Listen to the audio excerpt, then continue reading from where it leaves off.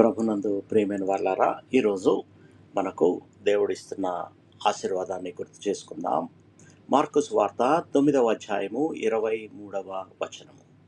నమ్మువానికి సమస్తమును సాధ్యమే. ఈ వచనంలో యేసు ప్రభు మనకు విశ్వాసం యొక్క గొప్ప శక్తిని మనకు గుర్తు చేస్తున్నారు. మనుషుల దృష్టిలో కొన్ని విషయాలు అసాధ్యంగా ఉండొచ్చు, సమస్య చాలా పెద్దదిగా ఉండొచ్చు, పరిస్థితి బలహీనంగా ఉండొచ్చు, మార్గం అనేదే కనిపించకపోవచ్చు.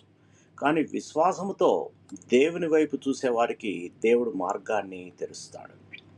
విశ్వాసం అంటే మనం బలం మీద ఆధారపడడం కాదు, కానీ దేవుని శక్తిపై నమ్మకం పెట్టుకోవడం.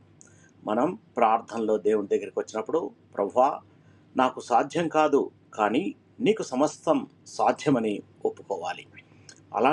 అటువంటి విశ్వాసాన్ని దేవుడు గౌరవిస్తాడు. కాబట్టి నిరాశ వద్దు. మీ కుటుంబం, ఆరోగ్యం, ఆర్థిక సమస్య, ఆత్మీయ జీవితం, ఏ విషయమైనా సరే దేవుని హస్తాల్లో ఉంచండి. నమ్మువానికి దేవుని కృప ద్వారా సమస్తమును సాధ్యమే. ప్రార్థన చేసుకుందాం. ప్రియ పరలోకపు తండ్రి, నీవు సమస్తమును చేయగల సర్వశక్తిమంతుడవు. మా బలహీనతల మధ్య నీ శక్తిని చూడగల విశ్వాసాన్ని మాకు దయచేయండి.